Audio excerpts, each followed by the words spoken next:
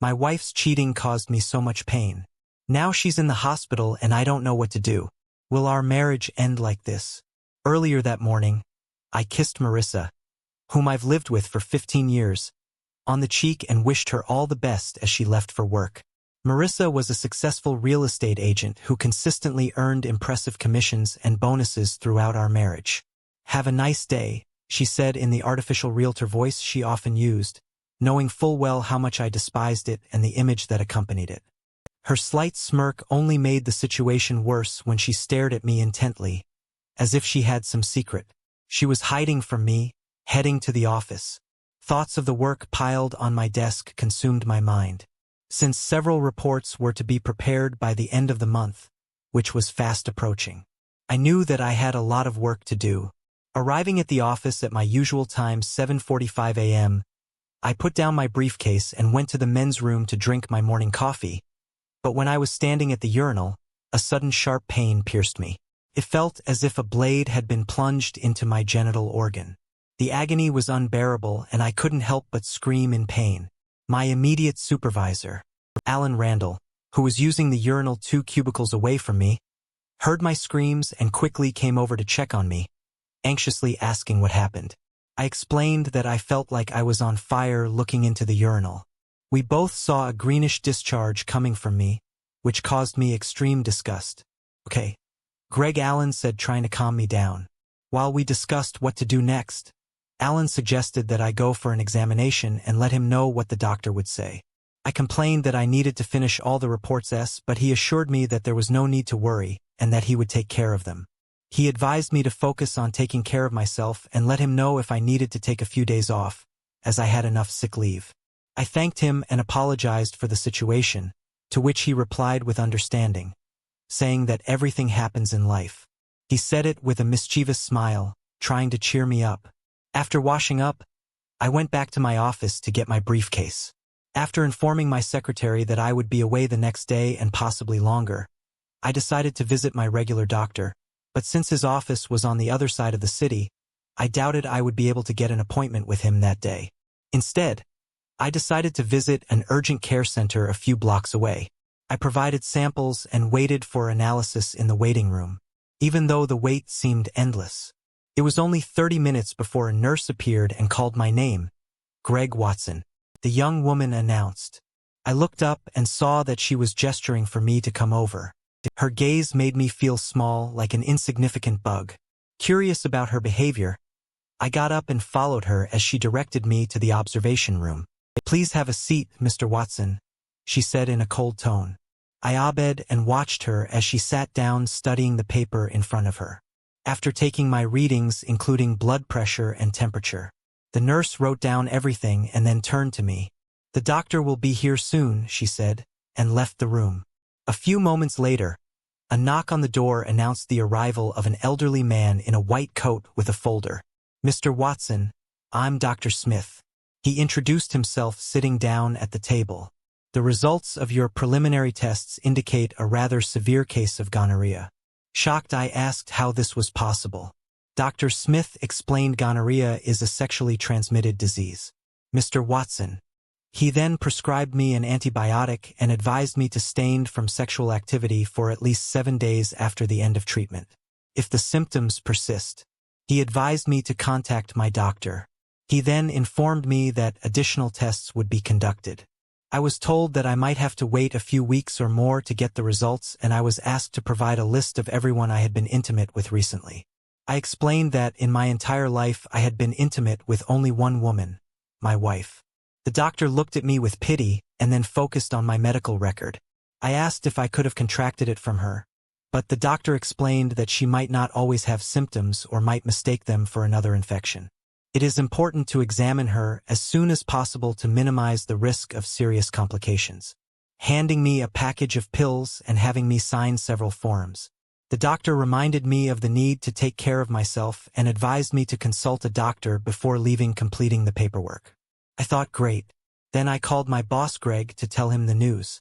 He expressed his sympathy and said, "I'm very sorry to hear that. I assure you Caution is my middle name. Alan assured me you can take a vacation and come back as soon as you are cured. I've already sent your reports, so there's nothing to worry about. Take care of yourself and get well as soon as possible. Thank you, I replied, ending the conversation. I was embarrassed to call my parents, but I had never hidden anything from them before and I wasn't going to start now. I dialed my parents' number and my father answered asking, "Hi, son. How are you? I need to talk to you and Mom about a little problem." "Dad, do you mind?" I asked, of course. He replied, "Are the kids okay?" "What is it?" "As far as I know," I replied. "I really don't want to discuss this over the phone." I admitted. "Why don't you come over and have a chat over a cup of coffee?" he suggested. After our conversation, I put my phone away and went outside. Let me tell you a little bit about my family. My sister, Denise, and I grew up in a devout religious family where love and laughter reigned supreme. Our parents had a strong marriage, but they also followed strict rules, especially when it came to sexual relations before marriage. This belief is deeply ingrained in me, and I never crossed that line until I married Marissa. When I shared with Marissa my decision to wait until the wedding, she responded with a loving smile and a kiss. She assured me that she would make our wedding night unforgettable, and that's what happened. I'd never felt such warmth in intimacy before. Marissa was patient and understanding, telling me how to please her. Over time, I enjoyed our physical relationship more and more, and it was obvious that she felt the same way. I knew my wife wasn't innocent when we tied the knot, but I was more worried that she would remain faithful to me. During our marriage, she found a job at a well-known real estate agency in the city and worked on obtaining a license. A year after our wedding, she gave birth to our first daughter, Lisa, and a year later Ginger joined our family. During Ginger's delivery, Marissa had complications and decided to have a tubal liation, as she believed that 2 children were enough for us as a couple. I respected her decision and we continued our journey together. Initially I wanted a son, but in the end I was delighted with our 2 daughters. They quickly became daddy's girls and easily won me over.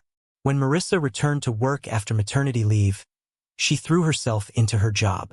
I often found myself in the role of Mr. Mom while she was showing houses or working in the office, but it didn't bother me at all. I cherish my girls and enjoyed the time I spent looking after them when Marissa was busy. When the girls grew up, I started spending more time with Lisa and Ginger, accompanying them to extracurricular activities when Marissa was unavailable.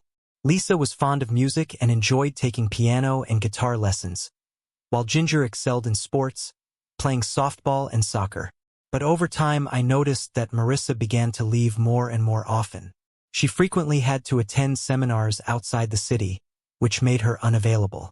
On weekends, the company's annual field seminars kept her away for a whole week. She called me every night to see how things were going and to say hello to the girls, but I felt like that wasn't enough. Her fake demeanor was starting to drive me crazy, and despite my attempts to talk to her about it, she refused to change. I also noticed a change in her attitude towards work and wondered if she was spending too much time there. Even the girls began to notice the changes in their mother. I never imagined that she would cheat on me, knowing how acutely I feel about infidelity. When I arrived at my parents' house, my father greeted me with warm hugs and patted me on the shoulder. He informed me that the coffee had just been brewed and invited me into the house for a conversation. When we sat down at the dining table, Mom poured us coffee and I added cream and sugar to mine. Dad suggested starting with a prayer, as was their custom. I'd already gotten used to this routine, because that's what they've always done. It always started with a prayer, followed by a discussion. After a few minutes of prayer, we immersed ourselves in the discussion of the topic. "What's the matter, son?"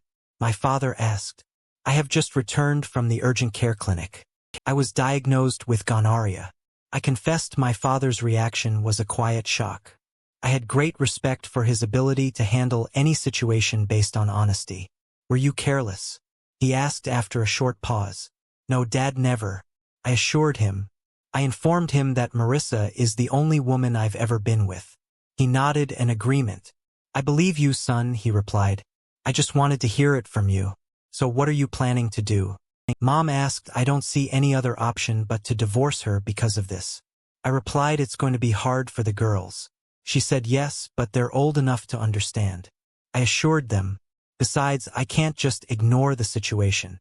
Even if she promises to stop, I doubt she will keep that promise. Dad asked me how long ago it happened, To which I replied that I only found out about it this morning. Adultery is grounds for divorce. He said, although I do not like this situation, I do not know what to do. Suddenly he paused, got up and headed to his office. I glanced at my mom, who looked devastated by the situation. I'm so sorry this happened. Greg, she murmured. I always thought Marissa was a wonderful girl. Me too, Mom, I replied. I think she fooled us all. At that moment, my father returned with his Rolodex in his hands. He shuffled through the cards until he found the one he was looking for and pulled it out with a sense of victory. Here she is, he announced. Then he asked, do you know Gina Hawkins? Yes, she attends our church, right? I replied, yes, she is a family law lawyer. I will contact her. He said I wasn't surprised that he had her contact information, as one of the deacons in the church. Dad had a collection of parishioners' business cards. I watched him dial Gina's office number and talk to her secretary. Finally, he was connected to Gina's office and I could hear the end of his conversation. Hi, Gina, this is Dan Watson. Yes, from the church, we're fine. Thank you and you good. I was wondering if you could help my son with a little problem he is facing really this afternoon at 12:30 p.m. Great, I'll make sure he arrives on time. Thank you, Gina. I appreciate it. Take care of yourself and give your baby a hug from us. Okay. Goodbye. When he finished talking, he turned to me and relayed Gina's message. She had an appointment canceled, but she can see you today at 12:30 p.m. You will need to bring your financial statements and tax returns for the last 2 years. He informed me okay. I replied I should probably go inside and collect the documents. That's a good idea. Dad agreed, and don't forget you'll need to tell Marissa about the venial disease. She will also need to take a test. Maybe the girls should stay with us for a while. Mom suggested the situation could escalate if they stay put. You're right, Dad agreed. It's better if they stay with us until things calm down. Son, why don't you bring the girls after school? We'll make sure they get to school on time. He suggested I will do that. I promise. Thank you, Dad. I expressed my gratitude. After a short conversation, I got up to leave. My father hugged me at the door. Everything will be fine, son. He assured me, just be smart. I know you're mad at Marissa and I can't blame you, but remember the message. Vengeance is mine. I will repay, says the Lord. Understood. I don't want you to get into trouble. You have 2 children. Don't worry, Dad. I understand. I reassure him. Then I got into the car and drove home. Dad was right about one thing.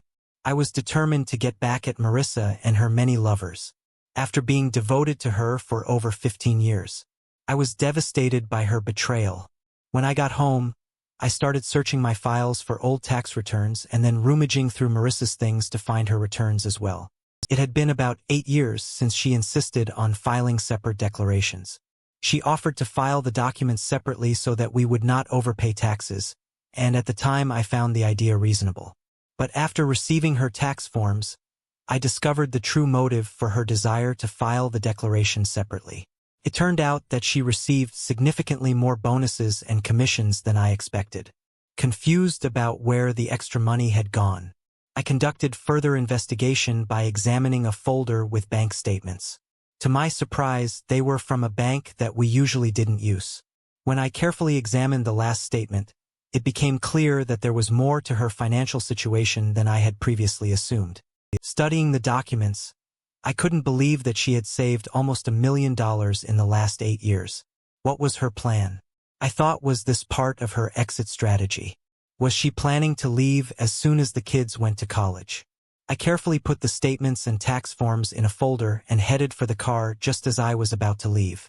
I got a text from Marissa on my phone explaining that she had a late showing and I shouldn't wait for dinner. I rolled my eyes, thinking to myself, of course, no problem. I replied, I'll be here when you arrive. As I pressed the send button, I couldn't help but wonder if she noticed that I hadn't expressed my love to her. Shrugging, I drove up to Gina's office building, found a parking spot and headed to her office. When I entered, I was greeted by a beau blonde at the reception area. I've come to see Gina Hawkins. I informed her I have an appointment at 12:30 p.m. After a quick glance at her computer, she smiled and escorted me to Gina's office. Gina got up from her seat and we shook hands. It's good to see you, Greg, She said warmly, "Would you like a cup of coffee is fine." I replied. Then Gina turned to the receptionist and asked for 2 cups of coffee as well as some butter and nuts. The receptionist nodded and quickly returned with the items, including small oil capsules. Gina motioned for me to sit down, which I did. "I was surprised to receive a call from your father this morning," she said. "So what seems to be the problem that you need my help with?" "It looks like Marissa is cheating on me," I confessed. "I'm sorry to hear that," Gina replied. "I thought you two were tightly connected." "I thought so too. Do you want to tell me what happened?" Gina asked. I told her about the details of our marriage, including the morning visit to the clinic in today's discovery of bank statements. "I understand your emotions," Gina sympathized. "Let me shed some light on the divorce laws in this state. It's not about fairness. It's about finances. It all comes down to how much money you have and how much your wife's lawyer can get out of you, despite the fact that there is no fault in this state. Proof of adultery is grounds for divorce requires strong evidence." "But what about the venial disease that she passed on to me?" I said. G agreed that it sounded convincing, but her lawyer could claim that I got infected from someone else. "We both know that's not true, but it doesn't matter. It's important what the judge believes." As for the money she was saving, Gina said she could claim it was meant as a retirement surprise. "You don't believe that, do you?" I asked. "No, I don't believe it," Gina replied. "It looks like she's developing an exit strategy. It's obvious that she is waiting for the right moment to act. I suspect she is waiting for her daughters to graduate before making a move so as not to bear the full brunt of the consequences. Unfortunately, it will not be easy to prove this in court. So I was just unlucky." "Is that what you're hinting at?" "Not necessarily," she replied. "I have a private INV investigator who can start working on the case this afternoon. If you want, if she's up to something, we'll catch her. Are you interested in following this path? It may be expensive, but the concrete evidence for the trial may be worth it." "Yes, let's do it," I agreed. "Okay," she said. "Collect all possible information, such as the make and mod of her car, license plates, and all possible places where she may be." "Wait a minute," I said, taking out my phone. "I installed a phone tracking app when she lost her phone a few months ago. Now I'll check if it's still working." I opened the app and started searching. It showed that her phone was traced to a house in the northern part of the city. I gave Gina the address and she wrote it down. "Okay, let me get in touch with my private investigator," she said, picking up the phone while she was calling. She sent information to her detective via email. When she finished talking, she turned to me. "We are ready to work. If there is anything suspicious, we will find out about it soon. For now, let's focus on the task at hand. You mentioned that you have 2 teenage daughters, right? Lisa and Ginger. Teenagers are approaching the age when they have to decide which parent they want to live with.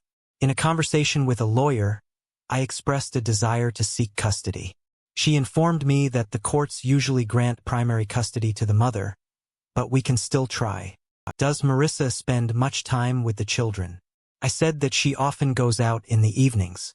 I'm just wondering, are you absolutely sure that these children are yours?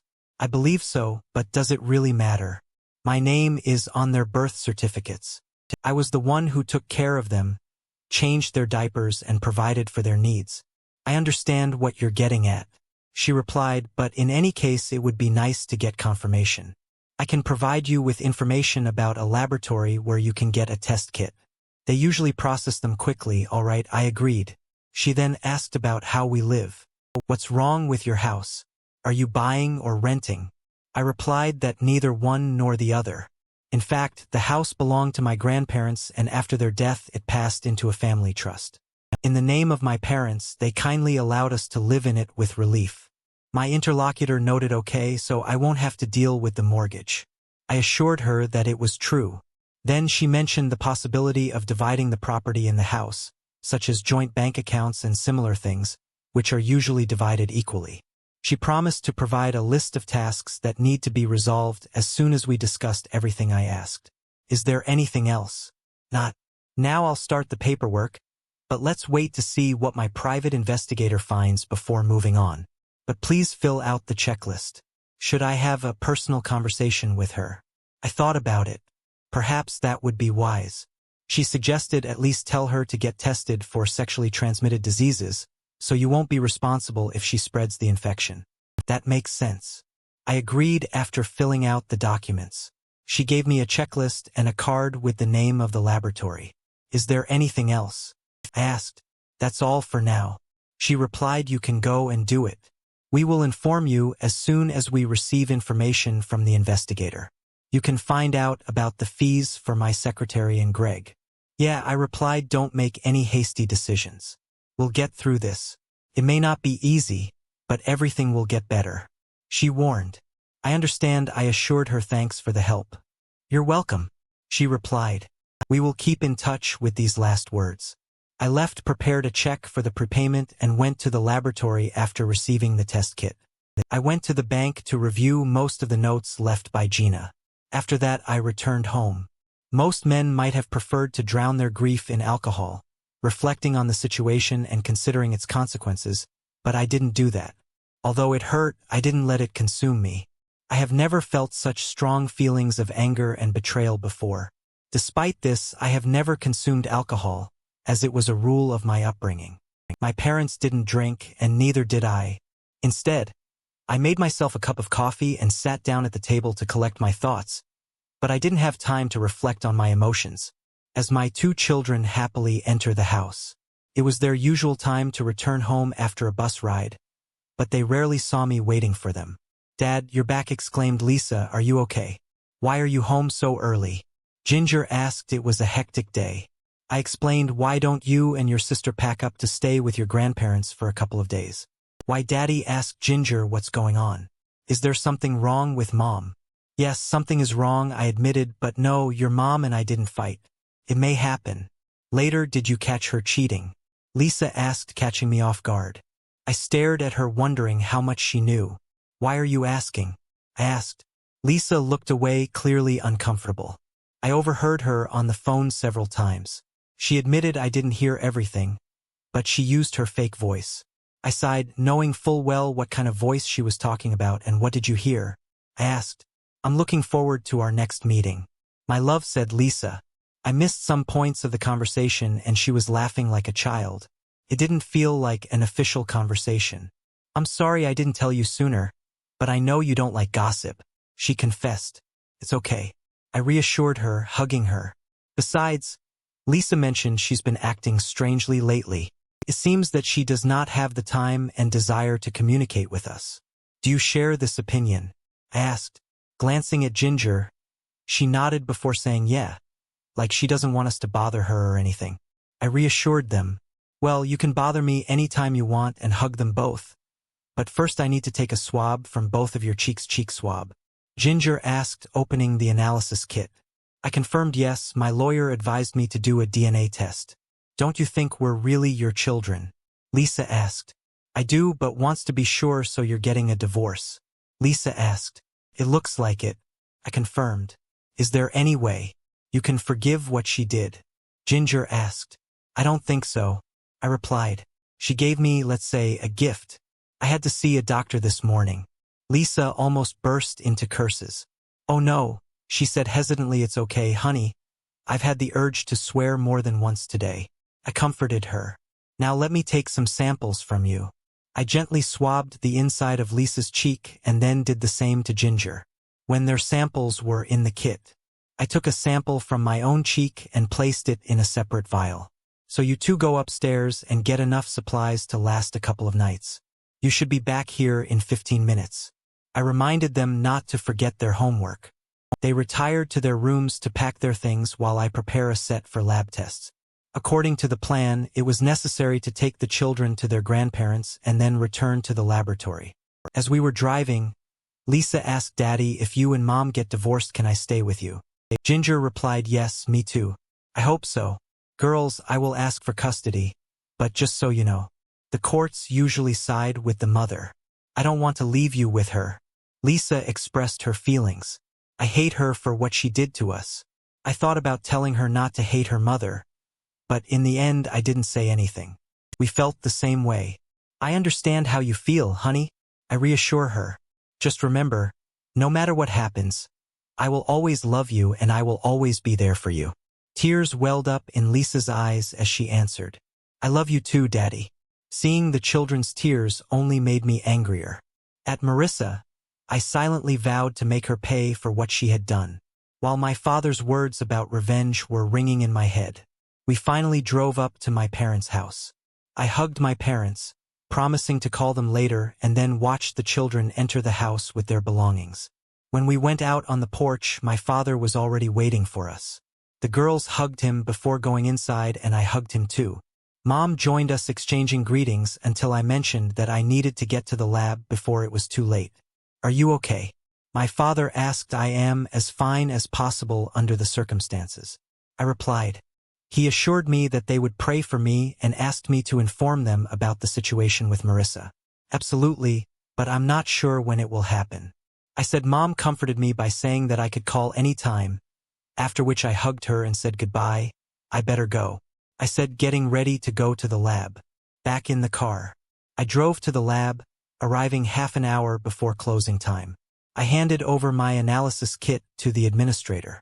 "How soon can I expect the results?"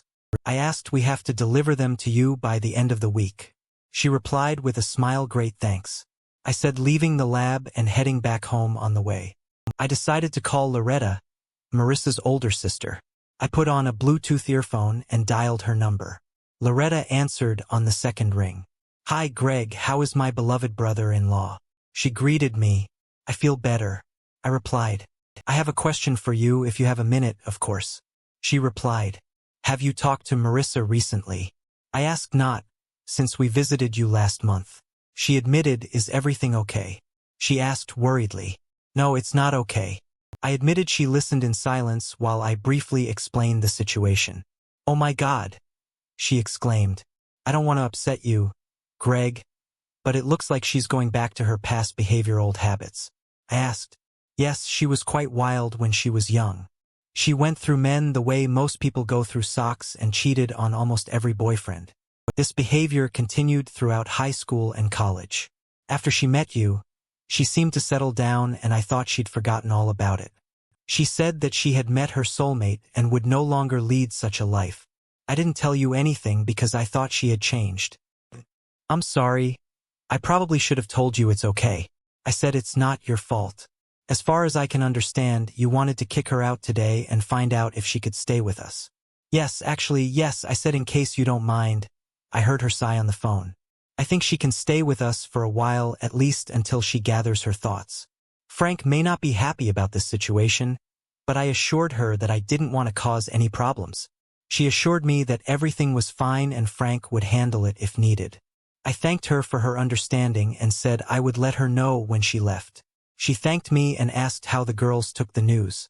I admitted that they weren't thrilled, but they handled it better than expected. "You did a great job raising these girls, Greg. Stay strong for them," she encouraged. I promised that I would try my best. She mentioned that she had to go cook dinner and asked me to call her back later. I agreed, and we ended the conversation.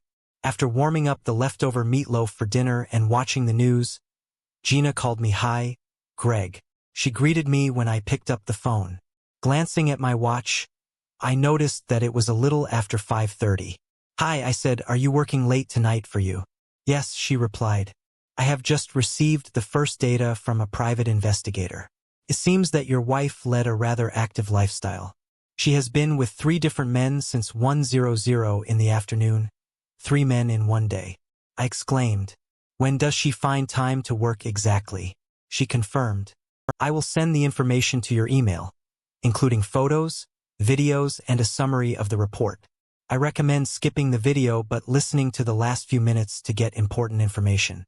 Do you have enough evidence for a divorce? Call me after listening to the audio recording." "Okay, thank you, Gina," I replied when our conversation was over. I opened my laptop and checked my email. I started the video and turned up the volume to the place that Gina referred to in her letter. I wasn't interested in watching her intimate moments, but I was intrigued to listen to her story. "I see her married," the man remarked, pointing to her rings. "Yes," she replied. "I see you're married too," she remarked. "Look at his ring." "Yes, my wife and I have an open relationship." He said. "What about you?" "It's not an open marriage like yours, but I take some liberties when they arise. She explained, so your husband doesn't know? He asked. No, he has no idea. She replied, he has no idea what kind of lying woman he is married to. Listening to her, I silently ranked her among the lying libertines. What's the problem? Does he not satisfy you at home? The man asked. Of course, because I taught him everything he knows.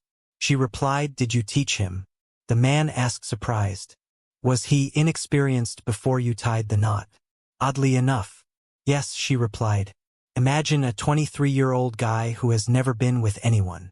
He is very religious, does not smoke, does not drink, he doesn't even swear. He would probably be shocked if I said even one bad word in front of him. He didn't even know what intimacy was until we got married. Wow, the man replied. It looks like someone really doesn't know. Why do you keep being with him? Do you love him? She hesitated before replying. I guess in a way I do. He is a good father to my daughters, takes care of them, and does not complain when I come home late. But other than that, he's pretty boring, she admitted. Are the girls really his? He asked. She shrugged her shoulders. To be honest, I'm not sure. Maybe honestly it doesn't matter to me. He believes that they are his, and that's the main thing, she explained. How long have you been cheating on him? If you don't mind. He asked. I don't mind.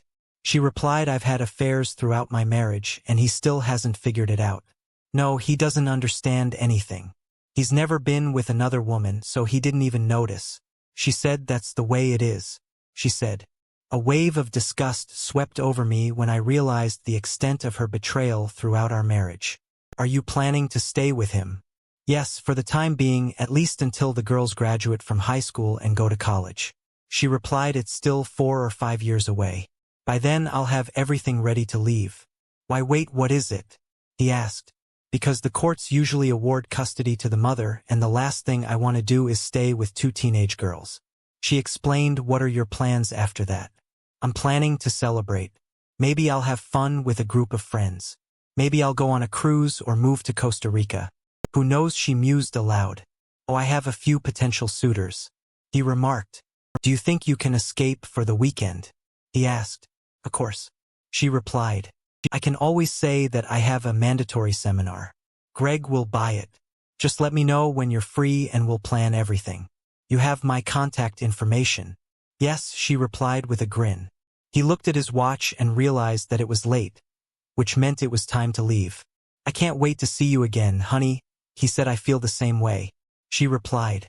When he left the room, Marissa was sitting on the bed and smiling broadly.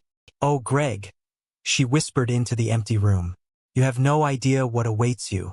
After watching the video and wiping away my tears, I was shocked by the anger I felt. I called Gina to discuss what to do next. I just finished watching the video. I told her you were right. It was terrible. What should I do now? I asked, consider it over. She replied, what about the other men she was involved with? I asked, can we take action against them as well? Unfortunately, Gina informed me that this is not possible. Alienation of affection lawsuits are now banned in the state, but I have a feeling that it won't end well for them. When their wives find out about Marissa, my revenge I will repay, as the Lord says. I muttered softly, remembering my father's words. Gina just grinned at that. Well, I have to go. She said I will prepare the documents and submit them this week. If she wants to escape, we'll deal with her. Thank you, Gina. I owe you. I said, my voice cracking. She replied, simply my pleasure. Just take care of your girls. When we finished talking, I leaned back on the couch, tears streaming down my face. It hurt me to think that Marissa got the best 15 years of my life. A few minutes later, my phone buzzed again. It was Marissa calling. Hi. I replied. Hi, Greg, she replied, are you okay? It doesn't sound very good. She said, concern in her voice. It was a bad day. I admitted what's going on. I'm finishing my work. I think I've made another sale. She said, okay. I replied neutrally. I'm leaving soon, so I'll be home in half an hour. Okay. She said, I'll see you when I get home. I love you. She added, her voice sounding forced. Me too. I replied, trying to hide the pain in my heart. I've had enough. I said, ending the conversation. I wondered if she'd picked up on the fact that I hadn't said I love you, but then I realized I didn't care. I printed out 4 photos, spread them out on one piece of paper and put them in a folder. I was planning to see her tonight. When she got home, I put all my things on the kitchen table, made a cup of coffee and sat down to wait for Marissa. The minutes passed, but after an hour she still hadn't come. I decided that she was just taking her time and continued to wait patiently. After 2 hours of waiting, she never arrived and my anxiety grew. I tried to call her on my cell phone, but the message went to voicemail. I left a message and sent an SMS, but I did not receive a response. Another hour passed and still there was no connection. It occurred to me that she might have had an accident. Almost 3.5 hours later the home phone rang. Eagerly picking up the phone, I hoped that she was on the other end of the line. To my disappointment, it wasn't her, Greg Watson. I answered the phone. "Hello, Mr. Watson.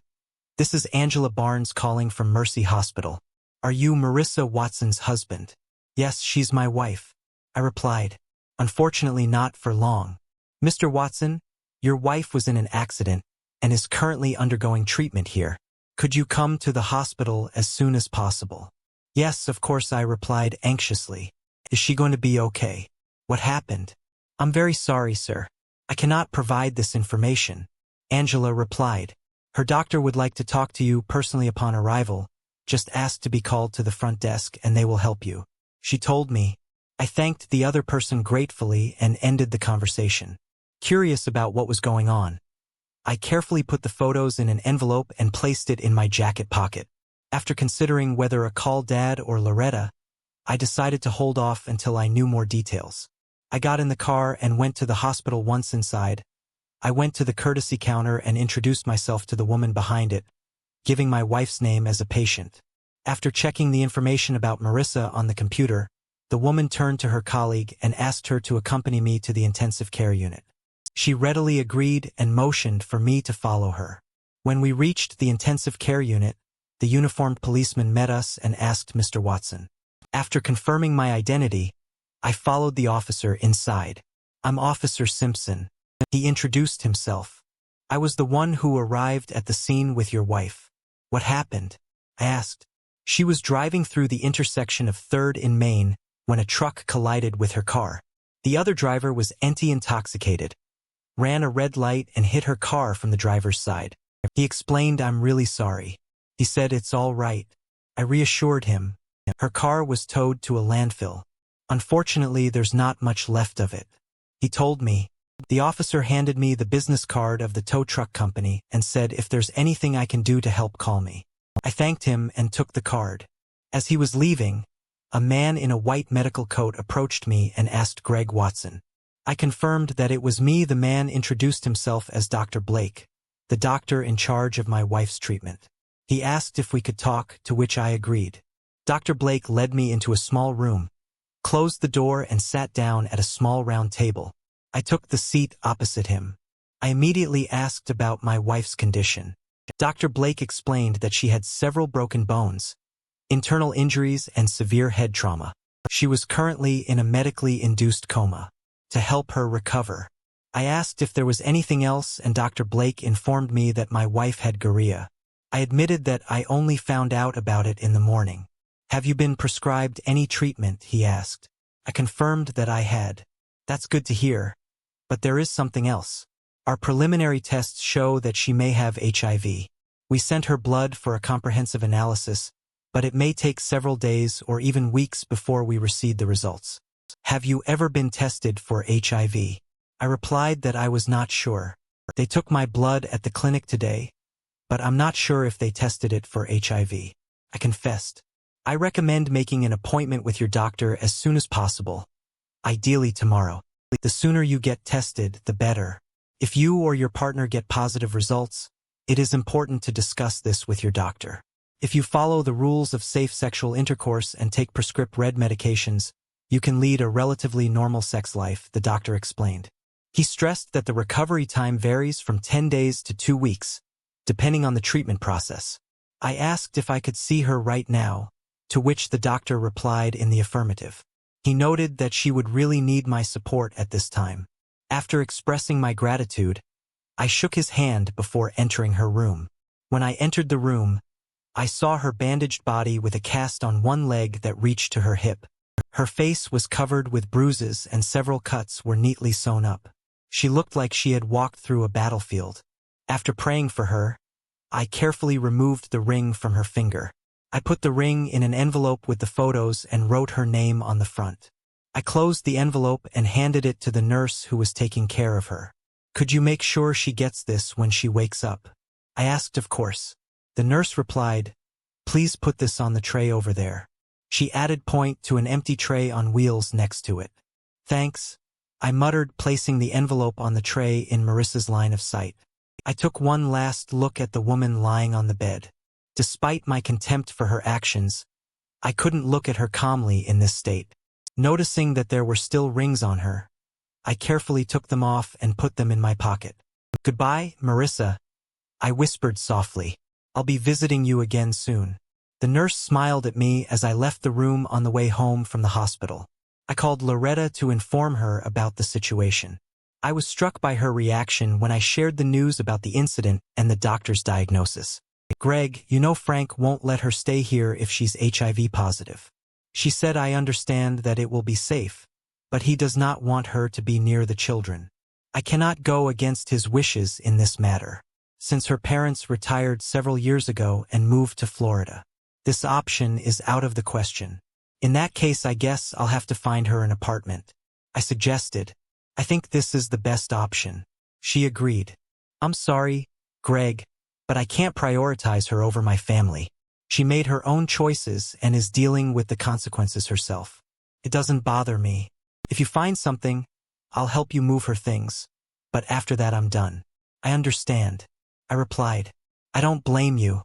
It's late and it's time to go to bed. But keep me posted." "Greg," she said, "I will." I assured her thank you. When I got home, it was almost midnight and I felt exhausted. I quickly undressed and climbed into bed, falling asleep as soon as my head touched the pillow. The next morning, I called the doctor's office to make an appointment for the same day. To my surprise, they had an opening that morning. I immediately called my parents to tell them about the accident and the possibility of HIV infection. They were shocked but offered to take the girls to the hospital to visit her. I also mentioned the evidence I had received. My father asked me to forward the evidence to his email. "That's pretty rude." I warned him. "Don't worry, son. I can handle it." He reassured me after sending the email. I called Gina to inform her about the situation. She was shocked but took it as an opportunity to complete the paperwork for the divorce. Then I contacted Marissa's place of work to let them know what had happened. They expressed their condolences and promised to visit her. The next 2 weeks passed in a whirlwind of events. I found a 2-bedroom ground-floor apartment with an attached garage, posted a deposit and paid 2 months of rent in advance, using Marissa's share of the bill. The girls and Loretta came to help pack Marissa's things, including our wedding album, and we took them to our new apartment.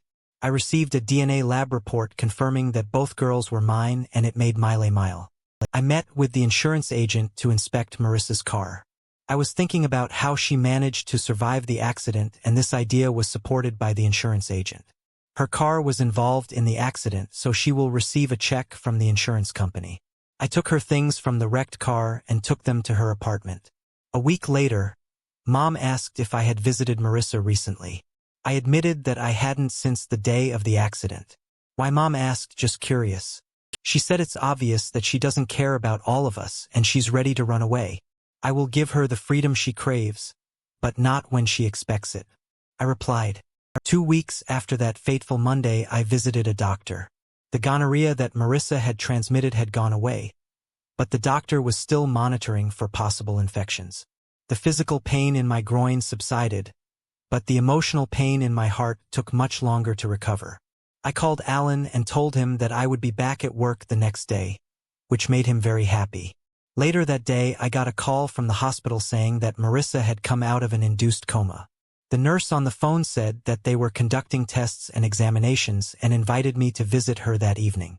I agreed and called Gina to share the news. She had already filed for divorce, and we were both waiting for Marissa to wake up so that she could be handed the documents. She made an appointment with the Baith at the hospital later that day. My next call was to Loretta, who agreed to meet with me. I informed the girls that their mother was awake, but they just shrugged and said they weren't interested. I'm going to meet her this afternoon. Would you like to come with me? I asked no thanks. Dad Lisa replied, I'm too mad at her right now. Me too, Ginger added. Besides, I have a lot of homework to do. Okay. I said I'll take you to your grandparents when I leave. I assured them I knew it would be hard for them, and I didn't want to put pressure on them to see their mother if they weren't ready. At about 4:30 p.m., I took them to Mom and Dad's, telling them that Marissa had woken up and that I would meet Loretta and the Baith there. Let us know how it went, son. My father said absolutely. I replied, I'll come back for the girls as soon as I'm done. Good. Then you can have Mom's lasagna when you get back, he said with a smile. Mom's lasagna is famous for its ability to cheer you up. That sounds great. I replied and headed for the exit. After entering the hospital, I headed to Marissa's room. Loretta was talking to a doctor in the infirmary, and I noticed a man in a brown jacket nearby clutching a manila envelope, undoubtedly the bailiff. When I reached the nurse's station, I asked about Marissa's condition. How is she? I asked the doctor. She is conscious and her vital signs are stable. He informed me. Antibiotics have proven to be an effective remedy and we are just monitoring her condition. She seems to be recovering well. I think she can be discharged in a week, but until then I would like to keep her here for observation. I agreed to his plan. Is she allowed to receive visitors? I asked yes, but we asked that the visits be short. He replied I won't stay long. I assured him. He nodded understandingly. Loretta and I headed to her room, followed by the Baith. As we entered, Marissa looked up from the envelope. I put there the first day. Hi, Greg. She greeted softly Marissa. I greeted back. Loretta was silent and Marissa looked at me with a grim expression before speaking. I take it. You found out everything, she said, pointing to the open envelope. Yes, I confirmed. Are you following me or something? She asked, how did you know you passed on your illness? To me. I replied, that's how I found out, and yes, I followed you after that. I have photos, videos, and audio. There's a lot of evidence of infidelity. I looked at the Baith and nodded before speaking. The bailiff turned to Marissa. Are you Marissa Watson? He asked. Yes, she replied softly. He handed her an envelope and took a picture. You've been served, he said before leaving. Couldn't you have waited until I was discharged from the hospital? Marissa asked. No. I replied, it was you who wanted to escape. I just sped up your time a little bit. Do the girls know? She asked. Yes, they do. I confirmed, and they're not too happy with you right now. It's for this reason that they're missing. You don't have to worry about them anymore. I'm seeking sole custody. I'm ready to grant you the right to visit if they want to see you, but at the moment they are not interested in reuniting with you. I can't say I blame them. Her face showed surprise when I turned her words against her. I know you despise me too, she confessed. Hate is a strong emotion. I replied. Let's just say my opinion of you has deteriorated significantly. She nodded in agreement. Do you think you can find the strength in your heart to forgive me? She asked. Maybe one day I will be able to look at my daughters without seeing the torment that you caused them. I added, noting that their pain was the result of her actions. By the way, the girls are biologically mine. I have analyzed their DNA. I said, where will I go? When UND discharged, she asked, I've rented an apartment for you. I replied, Loretta has agreed to take you there when you get out. Marissa looked at her older sister while I was talking. All your things have already been moved and the utilities are registered in your name. I continued. I handed her the envelope. Here's your half of our total bills, minus the deposit and 2 months' rent for the apartment. Your car was wrecked, so you'll also get a check for it. She accepted the envelope and nodded. By the way, I also know about your secret savings account. My lawyer has put a freeze on it. If you sign the documents, she will unlock the funds minus my share, of course, I added. She stared at me in disbelief, realizing that I had found her hidden money. I will challenge it, she threatened. I would not recommend doing this. I warned, unless you want the evidence I have in my possession to become public. They are very unambiguous. Her mood dropped when I said those words. I will invite your lawyer to review the documents, as I believe that you will consider them as fair as possible given the current situation. After you read them, sign them and we can put an end to the sham marriage, I said. Marissa looked at Loretta, silently, begging her sister to speak out in her defense. But Loretta remained silent. You're a stupid woman, Loretta whispered angrily. I warned you a long time ago that you would suffer the consequences if you didn't change your behavior. You didn't just cheat on your husband and kids, Marissa. You lied to me when you said you were leaving all this behind. I promised Greg that I'd drop you at your apartment when you were discharged, but that was the end of it. After that, I'm ending my relationship with you, Loretta said firmly. Marissa, tears streaming down her cheeks, asked, what do you mean? Loretta, filled with anger, replied, I mean exactly what I said. You lying woman, as soon as I drop you off. I don't want anything to do with you until you pull yourself together. Do you understand me? Marissa nodded her head, tears still in her eyes. I'm so sorry, she cried. Loretta's voice was stern. You can buy a cup of coffee with this and a $5 bill. I'm serious. I don't want you anywhere near my family until you get a grip on yourself. Start by apologizing to your husband and your girls. Loretta said. Marissa turned to me, tears still in her eyes. I'm so sorry, Greg. She said, I know you may not believe me, but I love you. It's true. I don't trust you. I said firmly, just sign the papers. Marissa Leeton put an end to this. Marissa just nodded back, not saying a word. When I turned to leave, she stopped me with a question. Can I call the girls, Greg, please? She begged. You can call them whenever you want. I replied, but I can't promise that they'll want to talk to you. Marissa accepted this with calm understanding. Thank you for that. At least, she murmured. I appreciate it, I replied before leaving. As I walked through the room, I couldn't help but notice the disapproving stares of the nurses. They clearly didn't agree with my decision to give her the divorce papers at the hospital. Well, that's fine, I thought to myself. I decided to find solace at my parents' house, where I happily ate a generous portion of my mother's delicious lasagna. To dispel my sorrows, the divorce process was successful. 3 months later, I discovered that I was free in more ways than one. Not only was I no longer attached to Marissa, but I also discovered that I had managed to avoid serious health risks. I passed an HIV test which turned out to be negative, but Marissa's results turned out to be positive. I spoke with the doctor for an extended period, pondering how this could have happened.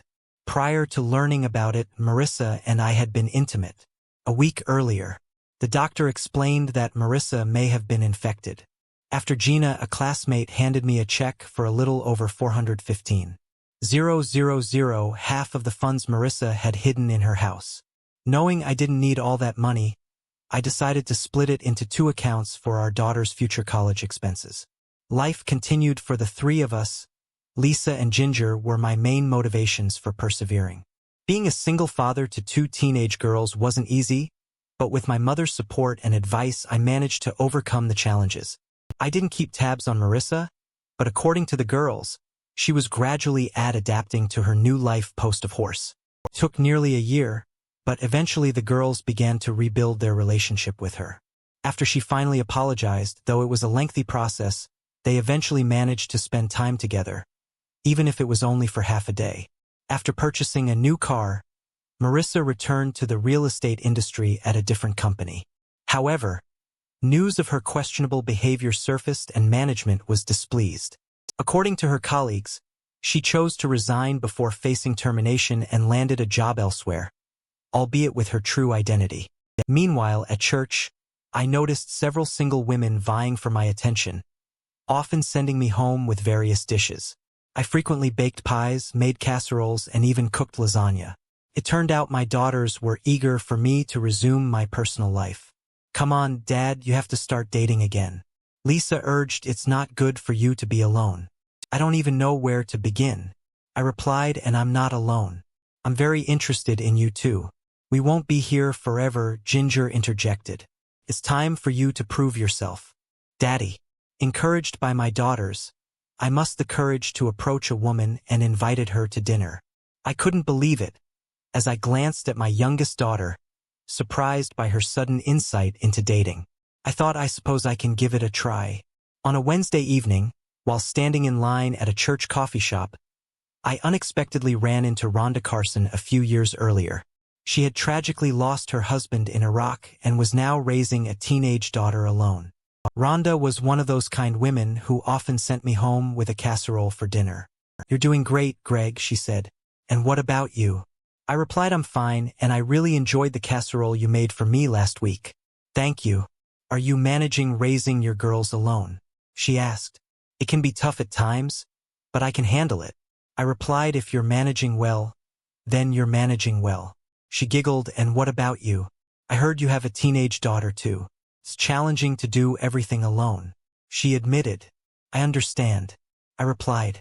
We sat over a cup of coffee and discussed the difficulties of single parenthood, which prompted me to take a bold step. "Rhonda, I don't have any dating experience, but would you like to have dinner with me sometime? Maybe this Friday?" After a moment's thought, she smiled and agreed. "Yes, Greg, I would like that." She said, "I'm interested in taking a look at the new Texas Roadhouse restaurant. Have you been there before? I would probably eat a steak. I think it's not bad." I replied, "Maybe we'll go to the cinema later." I suggested, "That sounds great. I can pick you up at 6:30 p.m., if that's okay with you." I offered. "That's great." She agreed. "Actually, you can take the girls with you and they'll stay with my daughter, if you don't mind. We've known each other for a long time and have already become friends." I thought it was a great idea. "I think it's not bad." I agreed. The girls were thrilled with my date with Rhonda and really wanted to spend the evening with Linda. Everything was ready. On Friday, I invited the girls to my place and we went to dinner.